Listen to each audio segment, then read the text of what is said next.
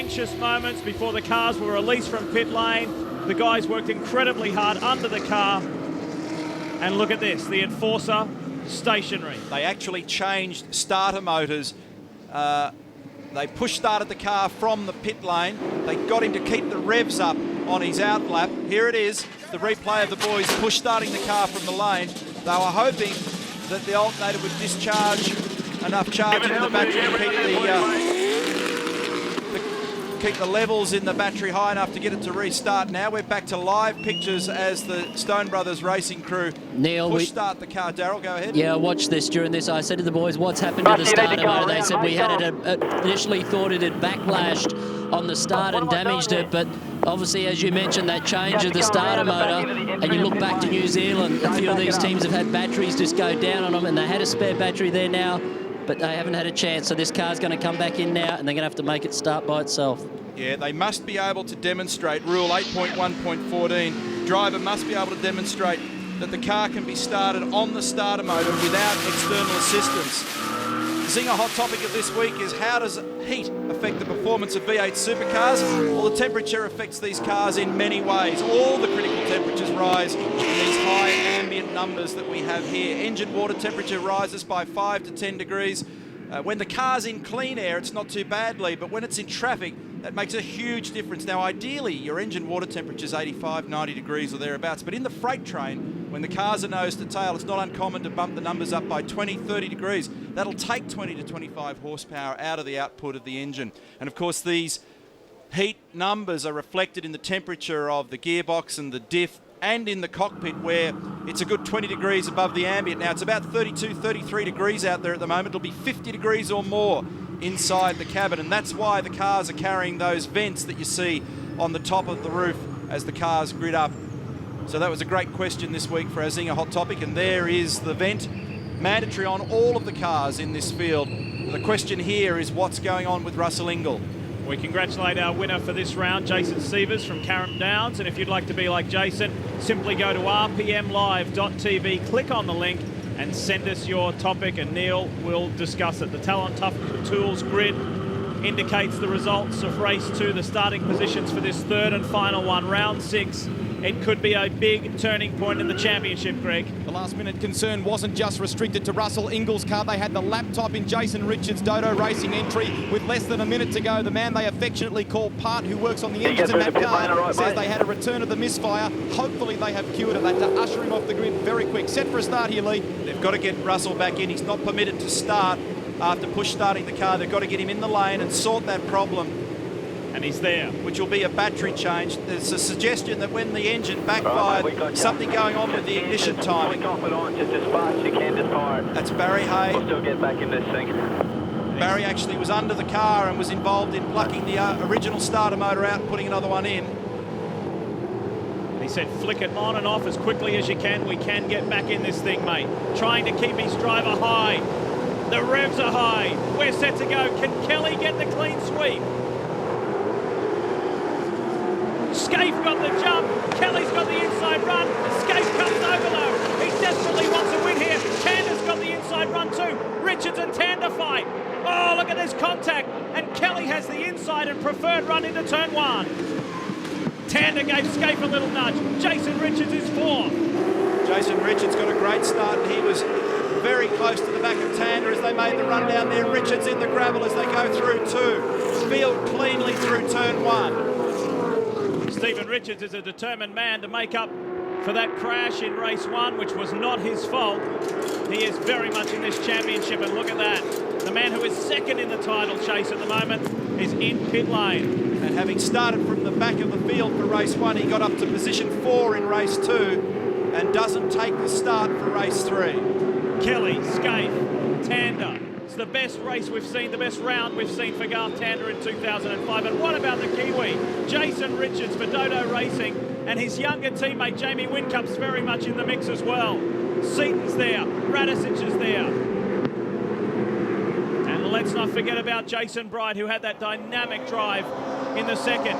Championship points shows you that it's tight between 1 and 2, but those two guys at the top, Ambrose, Ingall and Richards for that matter, have all had something go wrong this weekend. Standing lap time for Todd Kelly was a 1:17.76. Remember that there were several drivers in the field from race 2 who were rewarded by playing a cagey tyre strategy of not running so long on the second set of tyres. Will other people have noticed that as we see Richards down the inside of Radisish? Gotcha. Gets it done. And here comes Whincup. The last 2 rounds for the Dodo Racing team have been very impressive. Bright sniffing up the inside there. He wants a shot. He started in the top 10, was an innocent bystander in a major collision in race 1 in turn 1, and then fought his way back brilliantly in the second. Tander's been the fastest man in the first 2 sectors of this lap, in both the first and second sector. So they made a few changes on that car between races 2 and 3. He looks strong so far. Coming down now to end the first of the flying laps. Kelly leading by a tiny margin over Scaife. 1:11.3, 11.2 for Scaife, 11.0 for Tander. Confirming what we thought, that was a quick lap from Garth. 11.3 for Jace Richards. Rick Kelly 11.3, Seaton 11.3, Richards, that is Stephen 11.6, Radisish at 12.5, Whincup 12.2 and Bright 12.2. We have seen it on multiple occasions this weekend. The fast guys coming through the field from the back. A never say die approaches. Scaife approaches his teammate. Probably timely lead to just remind ourselves of the strategic gamble that paid off in race 2 for both Jason Richards and Jason Bright. Richards started 25th and finished a season-high 6th.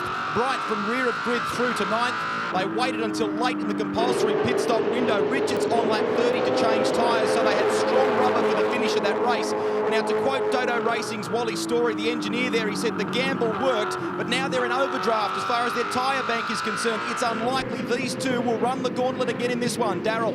Update on Russell Ingall. They got the test meter out at this moment, checking power source and wires. Jimmy Stone on top of the crew and in the car as well, telling them to go through the different sources and check for power. And at the same time, he's got his head on the race as well, every now and then saying to the crew, you guys get ready for Marcus's pit stop as well.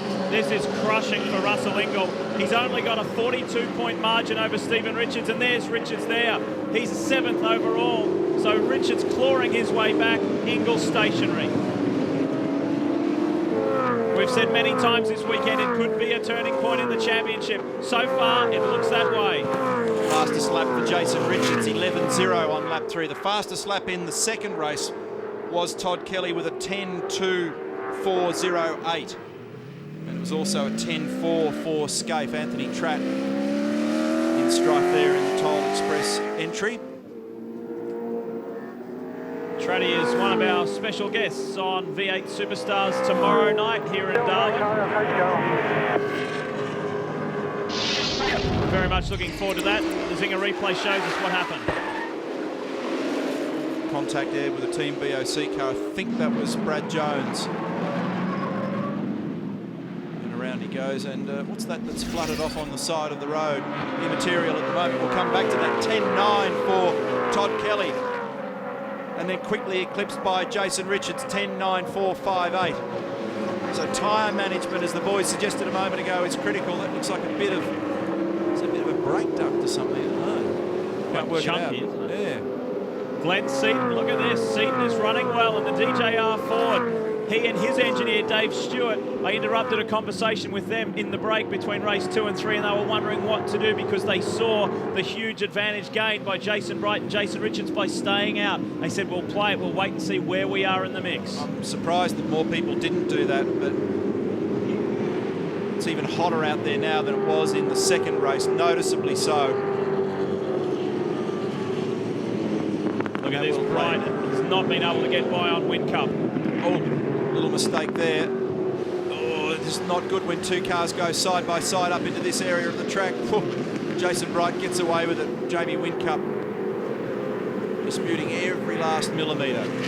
This is for the top 10 spot. Stephen Johnson there trying to break into it. And right behind him, Steve Ellery, the highest placed of the Team Better electrical cars. 0.3 of a second between Todd Kelly, Mark Scaife. Then Tander, Jason Richards, Rick Kelly, Seaton, Richards, Radisish, Bright, Whincup, the top 10. Then Steve Johnson, Ellery, Dumbrell, Murphy in 14th. Then Wills, Bow, Morris, Ambrose now to 18th. It's pretty nifty work from Marcus Ambrose, considering he started in 28th and he's 18. He's made up 10 spots in 5 laps. Nice going. There he is at the back of that train. He'll be with Greg Murphy in a matter of no time.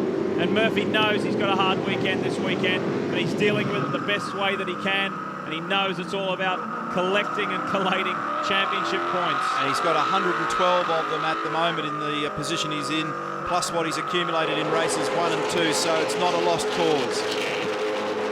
It's funny what happens, and you will very well remember when you were a V8 supercar driver, you're so focused you sometimes don't have an idea of what's going on around you. And I said, hey mate, look at the positive.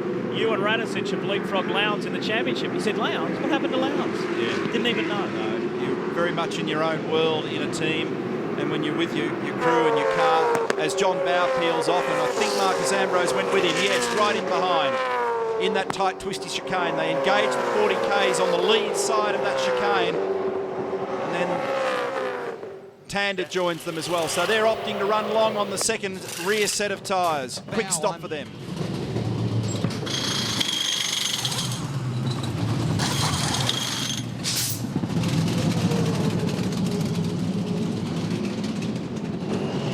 Notice that the crews pull the hoses back. It's so easy to catch those hoses on the wing end plates on the rear wing. Trouble there, was it, for Ambrose? Looked like it was slow.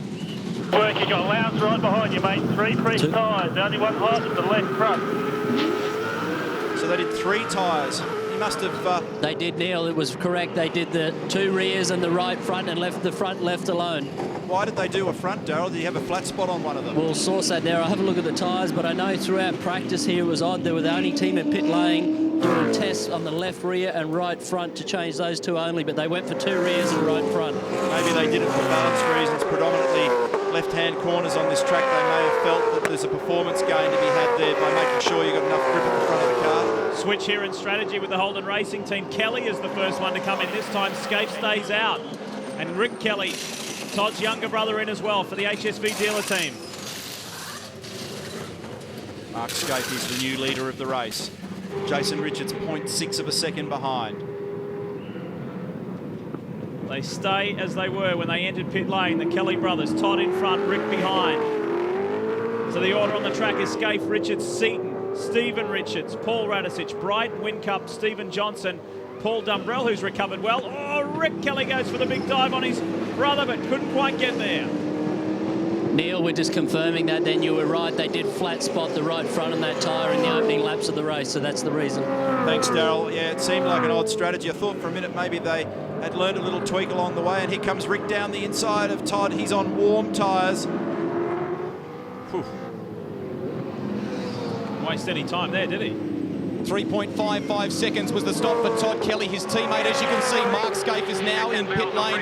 Team BOC have serviced both their drivers. Just over 4 seconds, the stops for John Bowe and, of course, for Brad Jones. Here comes Mark Scape lining up for his stop. 2 tyres on standby here. Let's see how they go.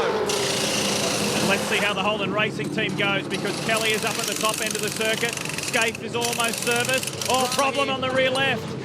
It took a while, and that captive wheel that is stuck. They're replacing it. They're replacing the captive wheel. Now 12 seconds gone. This is disaster for Scape. That's burnt him very badly. Bad stop. Now released, and the guys know it. And Mark questioning what exactly happened. And I spoke with a forked tongue before, thinking that Rick was on the warm tyres and brother Todd was on cold tyres, but of course Rick came into that stop earlier as well, so that was a very good positional move on cold rear tyres. Whoa, goodness me. People ducking and diving everywhere, and Scape to the left as Morris has to change direction and go through a zigzag move to onto the outside. These two had not a coming together, but an interesting arm wrestle in the previous race, and Scape's got damage on the right rear. There was a puff of smoke there whether the tyre was being cut. This is Jason Richards in. Glenn Seaton is the leader of the race. I wonder which way they've decided to jump with their tyre strategy. Jason Richards in for Dodo Racing, rear tyres only. Good, efficient stop it seems for them. And as Greg mentioned earlier, they were running low on their good tyre bank. The West Point car is in. Which one is this? Is it Seaton? No, it's Johnson. So he's serviced. Seaton is the race leader from Bright, Radicic, Whincup and Dumbrell. I reckon if I was Glenn at the moment, I'd hang around out there for a while.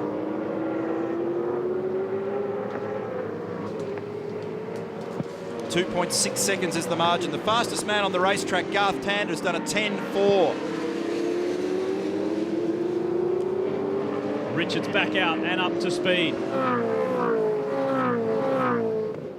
The Super Cheap Auto Racing Commodore come in. Didn't get the number on that. It was Murphy or Wheel. It's Murph.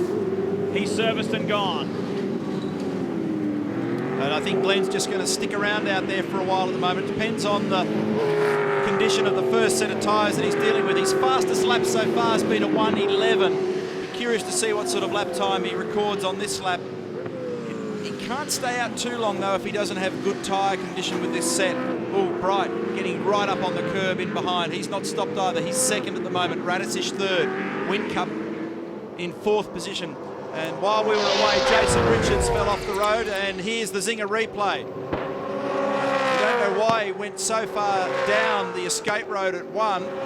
Probably just outbraked himself, I guess, but on he came and not delayed too much, but any delay is bad news as we go back to Glenn Seaton, turn one, leading the race. 2 seconds the margin over Jason Bright. It was 11.6 on that last lap.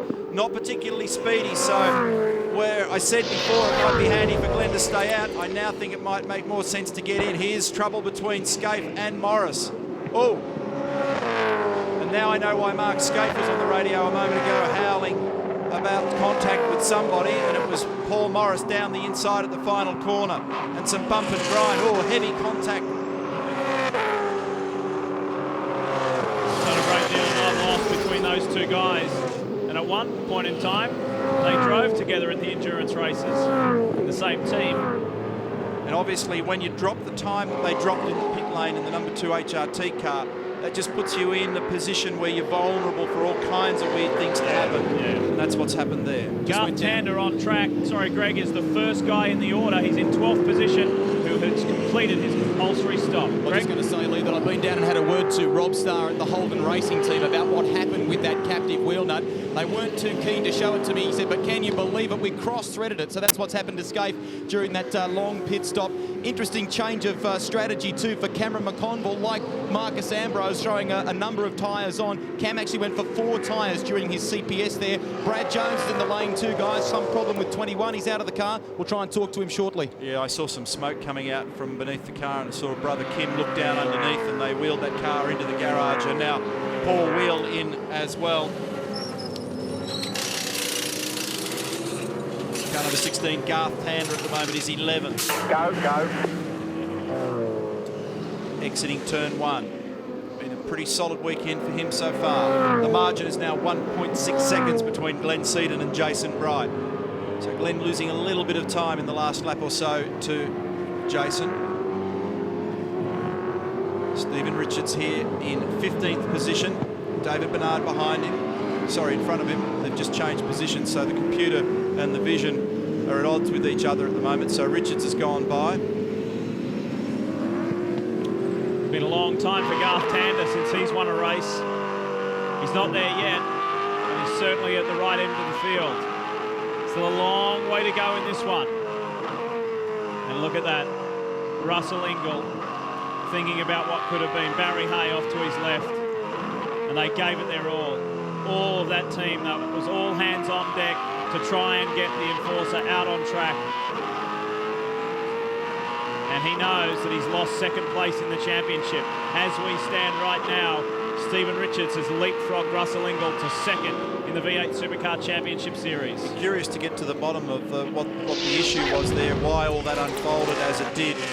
Here's Scaife down the inside now of Morris into turn 4. And a little bit of damage on the front of Max Wilson's car there. Stephen Richards has completed his compulsory stop. And in the order, he is behind Tander, Todd Kelly, Rick Kelly. Then it's this man here. Stephen's just done the fastest first sector, a 24.48 on this lap. Anthony Tratt with trouble here. And other drivers are being cautioned about the possibility of there being oil on the road. And this is on the braking approach to turn 1. That's the voice of Anthony Tratt. It looks like he's got a flat right rear. The gearbox let go. The gearbox is blown. And And that is in a pretty dodgy spot. Did he have a flat tyre, or was I dreaming No, that? he just said the gearbox. The rear was locked though, wasn't it? The rear was locked. It was He dragged. did have a flat tyre, so it's probably locked up and ground himself to death. So he's saying gearbox dramas there. He positioned quite awkwardly. Unfortunately, didn't make that extra 10 metres to be able to peel off the racetrack. Glenn Seaton has pitted in the DJR Ford. Jason Wright inherits the race lead. Radicic, Ritter, Baird, Andrew Jones. They are the 5 left to pit. Safety car's going to be deployed. So that was an awkward... Oh, Ellery and Menard so close at turn 4. And there's the confirmation on the computer timing that the WPS Chrysler safety car... You guys are a bit willing here, sort of making the tow hooks on both cars be friends. Ellery's been in a little trouble this weekend too. He and Paul Wheel had a skirmish and it resulted in Ellery being fined $5,000, Wheel being fined $2,500. That car of Anthony's down at the bottom end of the straight has obviously been what's triggered the safety car. And those guys who had not pitted have dived for the pits now, and Garth Tander is our race leader. There he is right there. Happy hour in the pit lane. I can hear cars thundering past our commentary point, rocking the floor here. Darryl? Russell, everything's about championship, and moments like these, you probably cope with a muck-up on the track for yourself, but something like that must be terribly disappointing. Yeah, mate, you don't get much tougher than this, I've got to tell you. Especially the way things kicked off after qualifying, you have to start at the back. You know, we just kept our heads, the whole team did, to get back up in, you know, and get 4th in that last race, and one of the quickest cars on the track, like the car's on fire. Like, you know, I suppose the most disappointing thing is, you know, I was going into that race not thinking about the championship. I just want to have a good race with those 2 HRT cars and prove that we got a really strong car, and we didn't get a chance to prove that. So, and mate, she hasn't done the championship much good either, to be honest. So I don't know. It's just it's one of those things. It was a combination of, you know, the battery went and the starter mode all at the same time. So, mate, you just wouldn't get it. The Ingle hoodoos kicked in already. It's hard, you know, I'm not part of this team, but there's your man there, Barry, and the disappointment. You feel it just sitting in here. But initially they thought it was a starter motor, and then why the battery? Obviously, there's been issues with other batteries during this year with other teams. Yeah, mate, one kicked in with the other. It was the starter first, and then the starter fried the battery, so it was in conjunction with the first one, you know. So, I mean, mate, what can you say? It's just pretty gut-wrenching, you know, but that's life. Thanks, Russ. Thanks, mate. Rusty?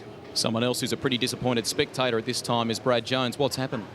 I'm not too sure, Rusty. It's pumped all the oil out of the engine, never a good sign. So, luckily we got plenty of Mobil 1 in there, and it's lubricated everything nicely, but just a bit of a disappointing end of the day. A lot of blokes under the bonnet there at the moment. Is there a chance that Car 21 could get back out there? Yeah, they think there is, I guess, but I'm not sure what the point is. You know, I mean, the race is, we're 5 laps down, so wait and see what happens. But usually when they start spewing out oil, it's pretty terminal. Just quickly, while we're under safety car here in race 1, you also had a drama with your cool suit and system freezing up. Just tell us about that too, didn't you?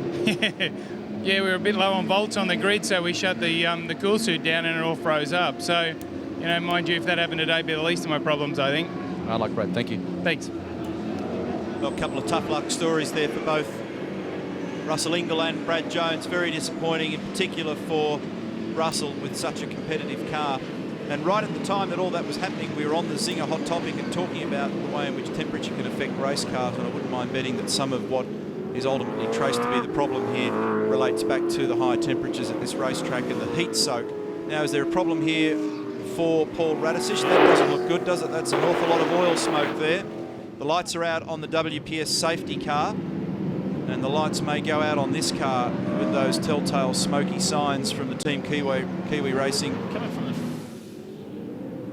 Coming from everything. Yeah, it was, wasn't it? Yeah. Greg Murphy is having a spirited run here. He's not saying it's over, and he's broken into the top 10. Good work from Murph.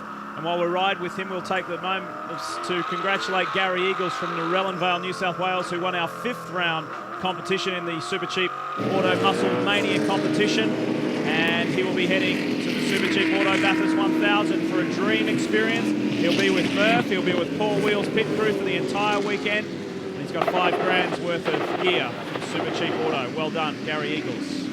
No Lee, I know we're standing by for the restart here, so I'll make this quick. Just spoke to Martin Collins, who's hanging his head over pit wall, wanting to have a closer look at this car of his, Paul Radicic. They say there is no indicator of anything odd on the gauges. It's only just started happening. They do not know what the cause is at this stage. Safety car is off. The green flag will fly any moment now. And Garth Tander's in the box seat. We go green here at Hidden Valley. Watch for them dive for the inside spot. Bright's about to make a move on seat. And Richards was lining up. Look at them all go for the defensive line. Yeah, always a good opportunity to try and make a pass after the safety car intervenes down into the first corner, and sometimes it comes undone down there. There was a lot of aggravation in the paddock after race 2 about the safety car intervention and the subsequent restart, because apparently there was a fair bit of carry on in the mid-pack at the restart, and lots of people had to duck and dive to avoid incidents, and there was some discussion about that at the drivers' briefing in China several weeks ago. John Bauer getting belted from pillar to post down into turn 4. You don't often see them go around the outside of turn 1, and that's exactly what Jason Wright did to Glenn Seaton. Murphy got very loose, and he's got Ambrose right on his tail. There they are there. Definitely no love lost between those guys. And Ellery is in the mix also. So too Lowndes. Good margin for Tander. Nice jump. So he got away well on cool tyres. So far, so good for the Team Kiwi Racing Commodore of Paul Radicic. There he is. The Rat is running in the top 10. And at the moment, he's in 7th place. The car on the move is Jason Bright's Cat Ford. He's not only got by Glenn Seaton, he's gapped him, and Murphy is defensive of Ambrose. Might be a loose oil line on the Radicic car, but one car went past the commentary point there before, clearly misfiring or on 7 cylinders, so curious to see who that turns out to be. 0.9 of a second, near enough to a second margin between Tander and Todd Kelly, then Rick Kelly. So the HSV dealer team cars have come alive in Darwin, 1st and 3rd at the moment. Then Stephen Richards, Jason Bright, Glenn Seaton. To tell you how costly that pit stop was for Mark Scaife, he is 17th. Yeah, cross-threaded wheel nut.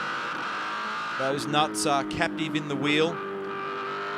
Have a little collar on the back of them that just retains them. If you want to prise them out of the wheel, you generally got to prise them back with a flat-headed screwdriver to actually get the thing out of the centre of the rim. And look, it's put him back there in the mid-pack, and that's always an awkward place to be because it's where all the trouble generally unfolds.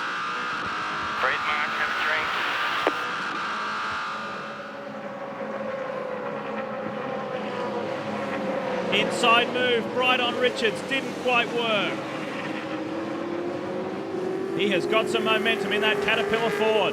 Tim Edwards and the team delighted after Shanghai. They said that's a little more like it when both cars finished in the top 10 in the final race. And for a team, for both drivers concerned, they came out of Shanghai as the highest placed Ford team. It was a nice effort from those guys. Quite a strong, healthy recovery from Jason this weekend as well. 27th in practice on Friday, 9th in qualifying, 9th in the shootout, contact in race 1, 9th in race 2. So that was a heck of a march forward. Wasn't it? What? And racy in this one. And there's increased smoke coming from the Team Kiwi Commodore. It may be all over sooner rather than later for Paul Radicic. He hasn't even made it to the halfway mark yet. Mixed opinion from drivers about the value of the ducting in the roof. Some saying they can definitely notice the difference and felt as though they were pretty fresh when they got out of the car from the longer race 2.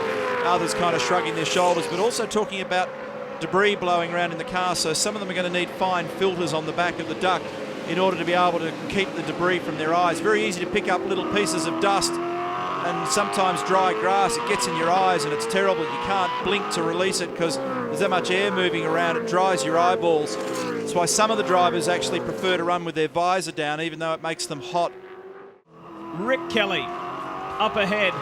We're joined in the Network 10 commentary box by Team BOC's Brad Jones. Brad, sorry to see you in here. What's the story of the day for you? Thanks, Steve. No more sorry than I am. Really, we had a problem with the thing pumping out oil and haven't got to the bottom of it. Might have cracked a piston, could have been anything. It's Paul Radicic. If you saw that car smoking, he'd be very unhappy. Yeah, especially when he had so much pace, and it doesn't look good. maybe it's a diff seal or something at the back there. I actually thought it was coming out of the front of the car, which would lend you to think that maybe it just had an oil leak on the exhaust or something, because under the pace car it looked to be coming out of the left front on it. That's what I thought, yeah. So maybe it's a bit of an oil leak or something. He is not a happy camper. Well, a top 10 spot, and he's in a good position in the championship as well. He's 6th in the championship points. And to kiss a top 10 spot goodbye hurts. There's oil at turn 3. Here's Zinger replay of an incident between Jason Bargwanna and Steve Owen. Bargwanna coming off worse for wear. And a mechanical black flag has just been deployed to David Bernard, so he must have something hanging from that car. Really, I think he was nowhere near far enough up the side of the car to pull that move off. I mean, you're really committed at that part of the circuit, but you have to make that commitment as soon as you get onto the brakes to get down the inside, not in the last 10 metres. And it's very difficult down there. There aren't too many places on this track where you can pull a clean move, and to be able to do it cleanly, sometimes you know the second you put your foot on the brake, I'm not going to be able to do this. That's exactly right, and you know it from the minute you get in there. So, you know, maybe he was committed fair way out and he just couldn't stop the car and he had to slide down the inside there. Because at this point of the race, they're starting to run out of brakes a little bit. Pedals getting a bit soggy. Car doesn't have the retardation that it had earlier. It certainly doesn't have the tyre grip, and all those things are a factor when it comes to trying to stop the car. Bradley, good recovery here for Craig Lowndes, in fact, and Marcus Ambrose, but these guys are now 10 and 11 as we go on board with Craig. When you consider the troubles that he had in the last race, he's marching up here and looking a bit threatening. Marcus left a lot of space there. He's trying to attack the back of Greg Murphy. He won't want to leave it too far open because Lowndes will go straight down the inside. Ambrose has been complaining on the radio too about Greg Murphy. Well, he needn't do that anymore because he's got his hands full with Lowndes. Look at this. And you know, Marcus isn't used to looking in the mirror too much. And look at that car. Look at him move around there. He's searching for grip with that car. And no wonder that he's moaning. He'd be very unhappy. And it's clear that Lowndes has just given him a tickle up there. Has got his measure. Yeah, he's given him a little love bite just on the last bit of the final corner. Has he ever? Have a look at the rear bumper on that thing now. Might have been a bit more than that. Lowndes for the inside, turn 1. Will Ambrose allow it to happen? No. Lowndes thinks again and realises it's not possible, but the pressure is on. And look behind. They're starting to bank up. Dumbrell, Scaife, Bow, Wills is in there. They're lining up for a shot. Marcus actually went to the US between China and this round. He did 2 days running in a NASCAR Craftsman truck on a short oval, one a high bank oval, the other one was a low bank oval. He thoroughly enjoyed the experience. He's come back here for a weekend that's been a bit tough by his normal standards. 13th on day 1 Friday, didn't have a lot of tyre grip available. Qualified 8th, shootout was 4th, race 1 4th, 28th in that second race, and now battling to try and fend off an aggressive Craig Lowndes. There's smoke coming from Murphy's car. I'm not quite sure what's going on there. Originally it looked like he was just locking a brake a little bit, but it certainly looks like it could be a bit terminal. It's not right, is it? Well, look at Ambrose's windscreen. Yeah, but it was like that. It's been like that for a few laps. I'm not sure that that's coming out of Greg's car. Okay, Marcus, they gave Radisic's car a mechanical black flag for smoke. We've put in about Murphy and monitoring his car. Yeah, I don't think there's enough smoke coming out of that yet for him to do something about it. It doesn't look to be putting much more oil. But the thing is, when you're following someone around that's smoking that heavily, it puts you off a little bit. It's very distracting. Oh, Greg only barely pulled up the 51 car then. He has a funny line into that corner. Every time he runs in a little bit wide and he apexes quite late. He drives out of it okay, but it looks like he's leaving a big hole on the way in. And if Marcus gets much closer to him, he'll dive down the inside there like he's trying to now. Brad, in the meantime, the Team Kiwi guys are working feverishly on car 021. Paul Radisic, what's the diagnosis? Looks like it's broken an oil fitting. Yeah, I tried to stay out as long as I could, but the cabin was just filled up with smoke, and I think we're about to get a black flag, which is fair enough. So yeah, look, disappointing. The way it goes, though. The Murphy Mobile has given up the ghost. Sorry to cut across you there, boys, but all that spirited battling, and now the super cheap Auto Holden seems to have a terminal problem. Murph's got out of the throttle and is just coasting back. We'll get an update on that, Neil, because I just come out of the garage and they said we think it could be a gearbox seal or the diff, but obviously it may be more terminal, so we'll update you with that when he gets back. All of the big names have had some big punch this weekend. Murphy, Lowndes, Ambrose, Scaife, Ingle, they've all copped something. Fastest lap of the race has been Garth Panda so far with a 10.4. The last lap for Garth was an 11.2. We're on lap 31. He's got a 1.2 second margin over Todd Kelly as Greg peels into the pit lane. Kelly is reeling him in though, because when we came back from break, it was just under 2 seconds, and Kelly is starting to zero in. We're inside the last 20 laps. It's Rick Kelly third, Stephen Richards fourth, Jason Bright top 5, and the Team Kiwi car back out. Good sign. We've got Radisich back on the road as Murphy comes in. Well, just give us 2 minutes. They put those little stubby jacks in so that the and there's no urgency there, so that's not a good sign. No. Several teams this year have been fined quite heavily for not putting... Mate, no. So he's leaping out of the car. And that is a terrible feeling, let me tell you.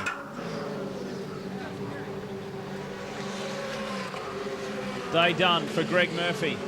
Mark Scaife up to 12th position. Your teammate with the broken header, John Bow, is 13th, and we've got trouble here for one of the Gary Rogers cars, and that is your nephew Andrew Jones pointing the wrong way on the exit. Was that the exit at turn 4?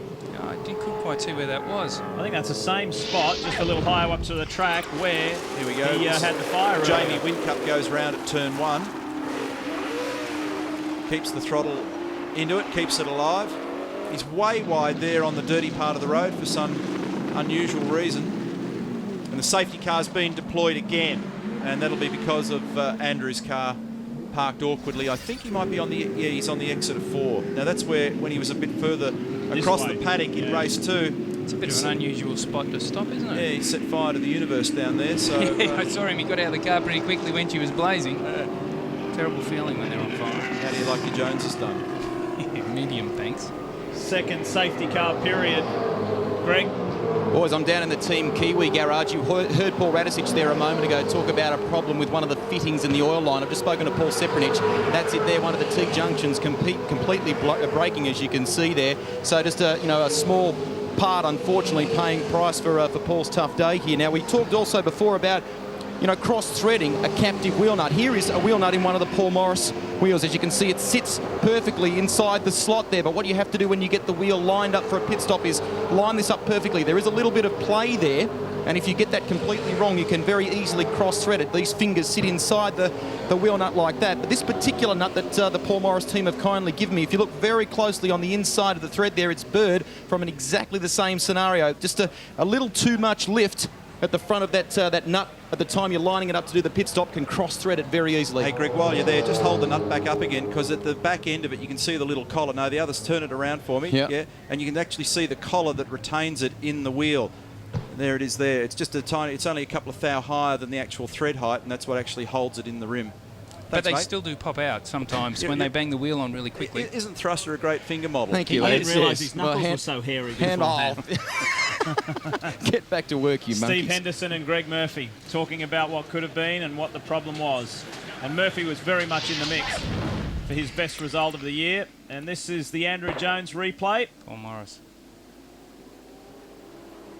And obviously, for some reason, Andrew's not been able to get the car going again. Yeah, he can't get to fire for some reason. Lowndes just hounding Ambrose like you wouldn't believe. And again, we made mention of this yesterday, that Lowndes turns in so much earlier than Marcus in. It gives him an advantage on the way in, but it costs him on the way out. Marcus more traditional with a wide approach and a narrow straight exit. Craig turns in early, gets the car to the apex faster, and he looks as though he's in a position to challenge by the time he gets to the last corner, but Marcus makes the advantage on the exit and therefore holds it all the way down the straight. I tell you what, these I'm sweating up here because you just know these guys are going to graunch any tick of the clock. What I'm finding really interesting sitting here watching this is I've always felt that the Stone Brothers cars turn better than anything else out there, but Lowndes definitely has fantastic front grip. The way he turns that car in, it's just amazing. And he's good down here too. You watch him. He hustles it well to the middle of the corner, but Marcus is able to just hold the advantage coming off the corner. See that? Yeah. He's got a ton of pace on turn into the apex. And look at that. But then when they come off, out it goes again. Up front too, there's only half a second in it. Todd Kelly is eating into Garth Tander's lead. So pressure for the lead of the race as well. And you watch, Lowndes turns in very early into 4. He does it even when there's no traffic around. Well, he's not using all the road on the way in, is he? He does it at Winton when you test there with him too, and you wonder how he gets a lap time, but he does it. Scaife came in while we're in that commercial break. There was contact, we believe, with Simon Wills. They were hoping that it was just a rear tyre, but looking at this, we're not 100% sure of the contact or who it was, but we think it might be the case. Scott Elms there just on the driver's right, just calling some instructions. not often you see those guys panic. Neil, No. the team down here weren't even sure exactly who the contact was. They said all Mark said there was an incident in front of him. He got out of the throttle and then someone hit him from behind. Obviously he came in. The only damage was the left rear wheel that went down. It's broken the valve stud out of the rim here, but even if it didn't go down, the significant damage to this rim, he would have probably had to have come in anyway. Oh, so pluck the valve stem out of the rim, Darryl. That's what you got in your hand, is it? Yeah, it's pulled it out and the tyre's gone down, and that's the damage. What about at the front? Kelly is intensifying the pressure on Tander. So he sat there in second with his little brother behind him for 10, 15 laps. Now, with the finish line in sight, he's starting to really turn it up on Garth Tander. It was 2 seconds, 1.5, 1 second. Now it's just a car length between the two of them. Kelly has been the standout performer this weekend. There's his brother Rick, and Stephen Richards is not done with yet either. And Todd Kelly won't want to risk a round win. And Garth Tander will desperately want to win a race and get the monkey off his back this year. Yeah, that's exactly right. That's exactly the way I think it'll unfold. I think Todd will sit there, and if there's an opportunity, he'll grab it. But if there's not, he'll be quite happy to finish second and take it. You know, the last time Garth Tander won a race, Bathurst 2000. It's been a long, long time. He'll want this win like you wouldn't believe. Greg? Guys, I've bolted up the other end of pit lane just to try and get another angle on this story you're talking about with Mark Scaife and Simon Wills. The word from the Team Dynamic outfit, in particular from Oscar Fioranotto. Initially, he didn't think so, but now he confirms there was contact between the two of them. Also, mechanical black flag for car 7, the Autobahn entry of Alex Davis, and there is an oil leak of some kind from that car, and a pretty fired up Larry Perkins up here at the moment saying, get that car back out into action. That's a big long run for you up there, Greg. I hope you'll be okay. Might need a little lie down and a glass of water after that one. My fairy knuckles will be sweating, won't they? Lucky the humidity's not high today. Back on board with Stephen Richards. This has been a fascinating battle, and considering that just there to the right-hand side, Stephen Richards ended up in the tyre wall yesterday. What a comeback for him. And he is now second in the championship points as a result of Russell Ingall's woes earlier in this race. If you've just joined us, Ingall did not start this race. Other than Todd Kelly specifically, everybody else this weekend has been in spin cycle. Yeah. They've just kind of gone round and round and come out of the lucky dip, and look, 1 minute they're going okay, then they're going bad, then they're in the wall, then they've got the mechanical dramas. Todd's the only one that's had a clear run.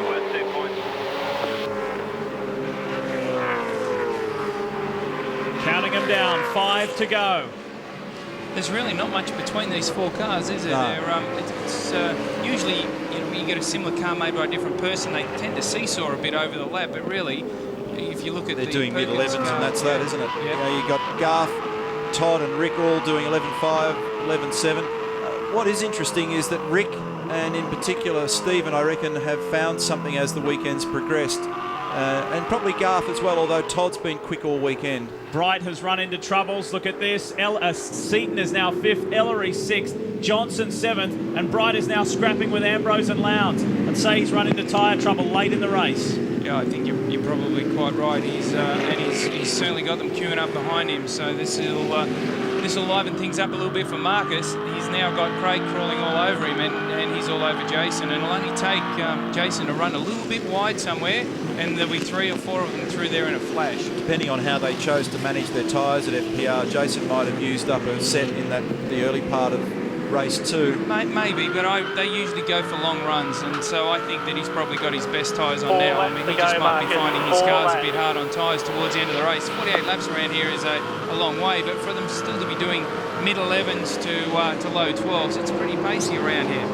Brad, you're absolutely spot on. I've just come out of the FPR pit bunker. I've had a word to Jason's engineer, Phil Keed. He just says that the rear tyres just aren't hanging on. Remember, he's got a very different strategy this time around. He pitted much earlier than he did in race 2, so having a tough run on the rears at the moment. Darryl? Not much information coming out of the car 51 with Greg Murphy, why he actually stopped, but the amount that I can get is that they think there is an engine problem in that car. There's oil leaking under it and a seal coming out, and as much as I get was it maybe lost a little bit of power. Best weekend of the year for the Dick Johnson racing duo of Glenn Seaton, Stephen Johnson, 5 and 7. What a positive turnaround for those guys. And something interesting about the CAD car is they tend to run their cars at do almost split them in half in terms of tyre wear, don't they, Neil? And this time, because of the pace car, they've been forced to come in early, and it's probably as long a run as he's done on a set of rear tyres, and the car, the way they set it up, gee whiz, it was close to the stop. It made you suck a bit of air then, didn't it? Did you see those numbers a moment ago too? The air temperature 34, that's the hottest we've seen all week. And so the point you make's a valid one, Bradley. They're running long on those tyres, the temperatures are up. If his balance is off a little bit and the car points too well and it's not easy enough on its rear tyres, it'll be hurting, and that's probably the problem for Jason at the moment. Exactly, and what happens is, as the tyres get a little bit greasy, then they work harder, pressures go up, the tyres start to get a little bit more greasier, and it's just a no-win situation when they start to dome like that. And when they do crown like that, you're probably talking about something north of 31, 32 pounds, and once they get over that, these tyres don't like it. Still half a second between Tander and Kelly at the front. Nothing between those guys. And Rick Kelly maintaining his third. Here is Glenn Seaton. Best result for his new race team in the 2005 season. A top 5. That'll bring a smile to his face, because he's been in this position to achieve such a result many times this year, and he's been either punted off or something's happened. Ellery is behind him in 6th, and the second DJR car in Steve Johnson is running 7th, and considering Johnson started the weekend way down the order in 22nd position, that's a great comeback and a great points haul to keep him in the top 10 in this championship. A lot of traffic in that mid-pack there. Here we go again between these three guys. Ambrose making a run on Bright. Lowndes are watching brief. That's just eased off a bit, that margin between Ambrose and Lowndes, just for a lap or two. It has, and maybe Craig's burnt the rear tyres up on his car a little bit. Really, once you get to the last 5 or 6 laps of the race, you're trying as hard as you can to attack, but it's really, really pinpoint accuracy that you're looking for. You're very gentle on the wheel, and you try to work hard to get to the guy in front of you, but it's not always that easy. As soon as you breathe on the throttle too hard, brakes into wheel spin. Try and brake a bit later, you lock a front, or you overshoot the corner and get a bit understeer. So it's not so easy when you're in a pack like this. We've bunched up a little bit again now on the run between turns 7 and 8. And what'll be happening here is Jason, like Marcus, when they've caught him, he'll have to have worked pretty hard to keep them behind, and now he would have taken a breath and gone, okay, I got him covered. I've done 3 or 4 laps. In a line like this, it's not easy, but I can do it. I can stay here. So there's only a lap to go. I just need to make sure that I work hard here. All 3 of them on this last lap slid onto the front straight. All 3 of them are out of rear tyre grip. It's a question of who can do what now in the remaining 2.7 odd kilometres. The run to home, and no one driver has ever done the clean sweep here. 3 race victories, and that trend looks like continuing with Garth Tander if he can hold off Todd Kelly. Half a lap to go now. JB stayed out there with the broken header, all right, Bradley. He's 12th at the moment. He's not far from the back of that pack we were just looking at. Really fantastic job by JB. He's going to get a good points scoop this weekend, and it's exactly what he needs. The year started well for the HSV dealer team, with Rick Kelly scoring the first pole of the season, but Garth Tander will have the joyous moment of taking the first checkered flag this year for the HSV dealer team. Great work from the lanky West Australian. The man behind him, though, will become our first repeat winner of 2005. Tander the race winner, but Todd Kelly gets back-to-back round victories. Brilliant stuff from Tander. How close was that? 0.3 of a second at the end between Tander and Kelly. And year-on-year win for Todd Kelly in Darwin. He must like this place. And Ambrose hangs on in front of Lowndes. So the order: Tander, Kelly, Richards, Seaton, Ellery, Johnson, Bright, Ambrose, Lowndes, the top 10. And that gives, as Tom Walkinshaw congratulates his guys, that gives the championship points table a massive shake-up. With Ingle not starting the race, with Richards coming back, with Tander now in the mix, and this guy getting back-to-back round wins, while his teammate Mark Scaife had a very troublesome and trying third and final race of the day, but it's Tander's moment to celebrate. Well done, Garth. Great accomplishment for his young engineer as well, Matt Nilsson. Teco will be proud of that one. And Mark Scaife, incidentally, did finish in 26th position. He did come away from the weekend with 138 points. Nothing like he probably imagined after the strong qualifying and the early strong race performance. Stephen Richards, 122 points for him this weekend, 4th in this third race.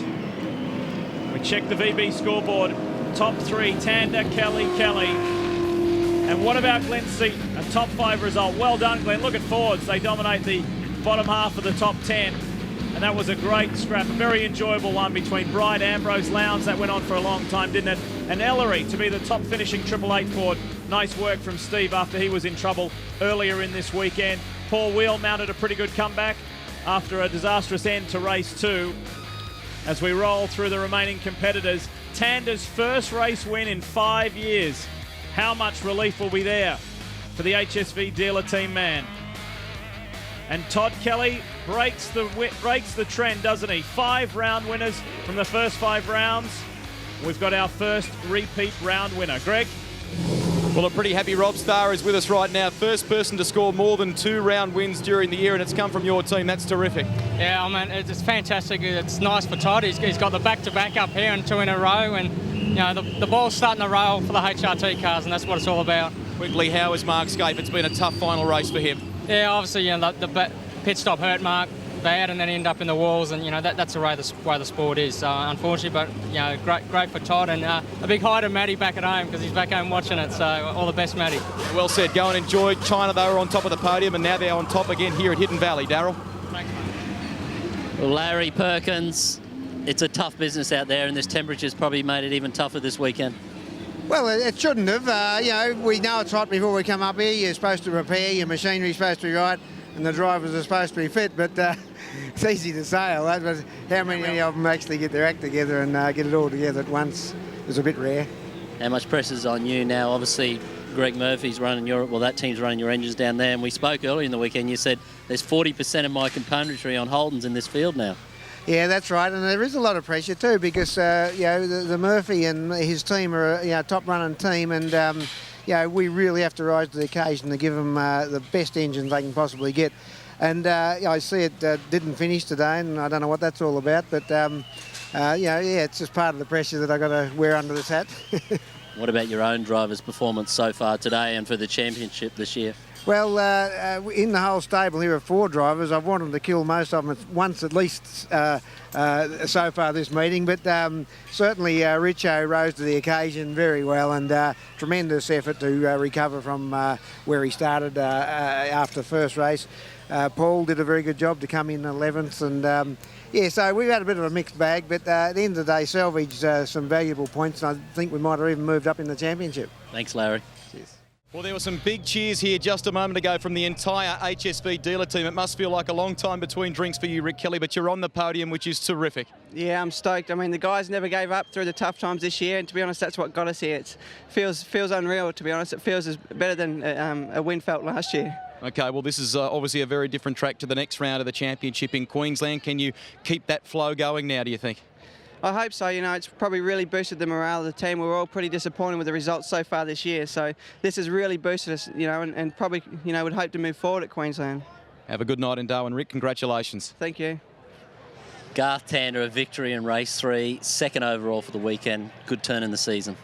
Yeah, absolutely, Darryl. The guys needed this. We've been working so hard, and we've had great qualifying pace all year, but to finally get some good, solid race pace, and guys did a fantastic job in the pits. That's what got us to the front, and really, really happy. It's been a long time since I won a race, so really happy. Good to have both cars on the podium, and hopefully this can be our turning point of the year, because we feel we can do the job, and it was just a matter of getting the opportunity to get some results, and here we are. Well done, Garth. Thanks, mate. Cheers.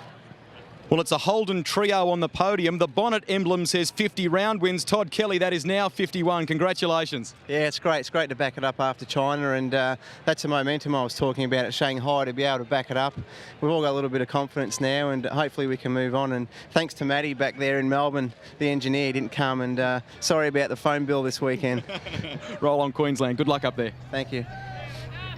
No doubt Todd Kelly is one of the talking points coming out of Hidden Valley. The other one was the adversity that so many of these guys faced and then had to come back from that. We just made that point in the commentary box before, didn't we, right at the very end of the race? Other than Todd Kelly, almost everybody of note had some kind of a weird thing happen over the course of the weekend, so that's been good news for his championship. And as you said a moment ago when we're standing here just studying those numbers, quite extraordinary the way the championship has now been rearranged. It's tightened up the margin, and the boys all copping a dose of champers there great relief for Garth Tander after the tough times for him in the early part of the championship. Good solid performance from Todd Kelly, great speed from him, great poise, didn't put a foot wrong all weekend, and a bit of a breather for his brother too, who's been in the wars in the first couple of rounds this championship season. He must have wondered what's been going wrong. A couple of Bathurst wins under his belt, and then all of a sudden he couldn't hit the ball at all, but now he's got one away this weekend, so congratulations to Rick.